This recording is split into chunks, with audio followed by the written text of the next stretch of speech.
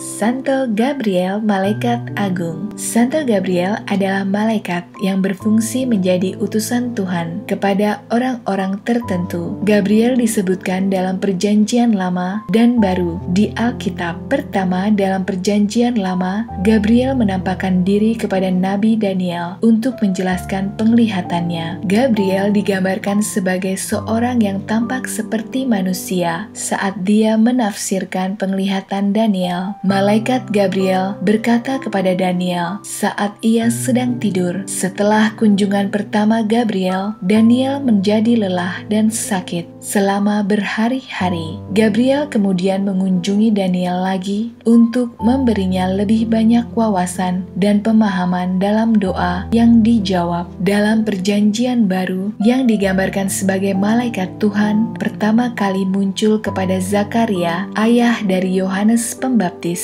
Pada suatu waktu ketika Imam Zakaria mendapatkan giliran untuk membakar ukupan di dalam bait Allah, tampaklah seorang malaikat Tuhan berdiri di sebelah kanan mezbah pembakaran ukupan. Melihat hal itu, Zakaria terkejut dan menjadi takut, tetapi malaikat itu berkata, "Mefobu Zakaria, Mefobu Zakaria," yang berarti, "Jangan takut, hai Zakaria, sebab doamu telah dikabulkan, dan Elisabet istrimu akan melahirkan seorang anak laki-laki bagimu, dan haruslah engkau menamai dia Yohanes. Engkau akan bersuka cita dan bergembira, bahkan banyak orang-orang akan bersuka cita atas kelahirannya itu, sebab ia akan besar di hadapan Tuhan, dan ia tidak akan minum anggur atau minuman keras, dan ia akan penuh dengan Roh Kudus mulai dari rahim ibunya. Ia akan membuat banyak orang Israel berbalik kepada Tuhan Allah mereka, dan ia akan berjalan mendahului Tuhan dalam roh dan kuasa Elia untuk membuat hati bapa-bapa berbalik kepada anak-anaknya, dan hati orang-orang durhaka kepada pikiran orang-orang benar,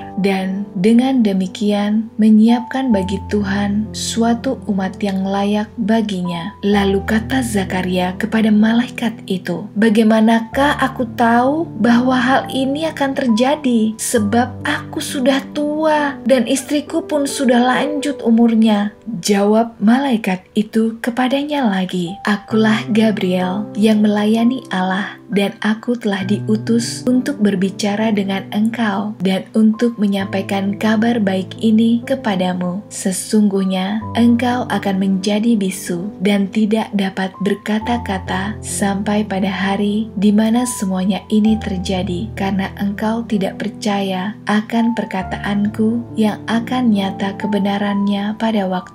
Sementara itu, orang-orang banyak menanti-nantikan Zakaria. Mereka menjadi heran bahwa ia begitu lama berada di dalam bait suci. Ketika dia keluar, dia tidak dapat berkata-kata kepada mereka, dan mengertilah mereka bahwa dia telah melihat suatu penglihatan di dalam bait suci. Lalu dia memberi isyarat kepada mereka, sebab ia tetap bisu. Hal ini dapat kita lihat dalam Injil Lukas 1 ayat 5-25. Frasa melayani Allah dalam bahasa Yunani adalah parestekos enopiontu theu, yang secara harafiah berarti berdiri di hadapan Allah, berarti mampu berada sangat dekat dengan Allah. Malahan perkataan yang disampaikannya berasal dari Allah, begitu berkuasanya, sehingga ketika Zakaria meragukan perkataan Gabriel yang merupakan penyampaian firman Allah, Zakaria dihukum menjadi bisu dan tidak dapat berkata-kata sampai perkataan Gabriel itu terwujud, yaitu dengan kelahiran Yohanes. Dalam bulan yang ke-6 kehamilan Elisabet istri Imam Zakaria, Allah menyuruh malaikat Gabriel pergi ke sebuah kota di Galilea bernama Nazaret kepada seorang perawan yang bertunangan dengan seorang yang bernama Yusuf dari keluarga Daud. Nama perawan itu Maria. Ketika malaikat itu masuk ke rumah Maria, ia berkata, "Salam hai engkau yang dikaruniai, Tuhan menyertai engkau." Maria terkejut mendengar perkataan itu. Lalu ia bertanya dalam hatinya,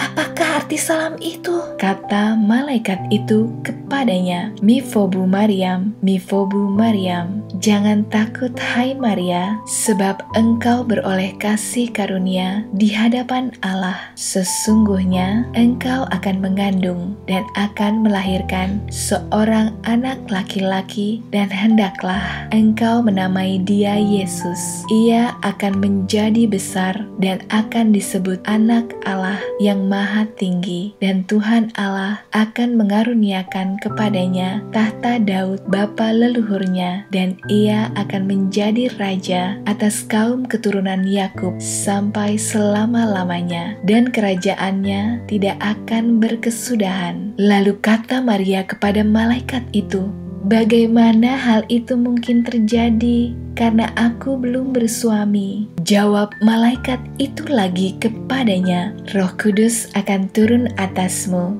dan kuasa Allah yang Maha Tinggi akan menaungi engkau. Sebab itu, anak yang akan kau lahirkan itu akan disebut kudus, anak Allah. Dan sesungguhnya Elisabet, sanakmu itu, ia pun sedang mengandung seorang anak laki-laki pada hari tuanya, dan inilah bulan yang ke-6 bagi dia, yang disebut mandul itu, sebab bagi Allah tidak ada yang mustahil. Maka kata Maria kepadanya lagi, sesungguhnya aku ini adalah hamba Tuhan, terjadilah padaku menurut perkataanmu itu.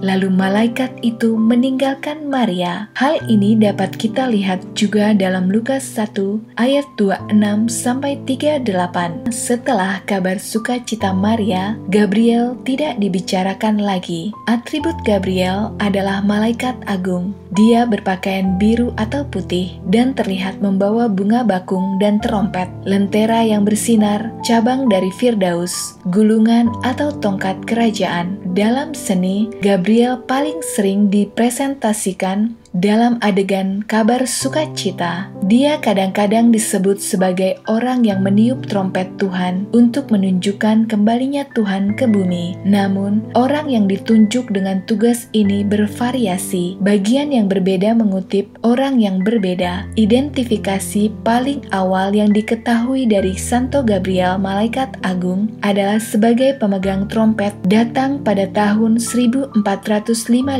yang diwakili dalam seni Bizantium. Santo Gabriel, malaikat agung, diakui sebagai malaikat pelindung para utusan, pekerja telekomunikasi, dan pekerja pos. Hari rayanya dirayakan pada tanggal 29 September. Demikian kisah dari Santo Gabriel yang adalah malaikat agung. Semoga kita juga tidak lupa berdoa melalui perantaraan Santo Gabriel, malaikat agung, sehingga membantu kita agar dapat membawa kabar gembira Allah untuk sesama. Sampai jumpa lagi bersama saya, Benedikta. Salam sukacita.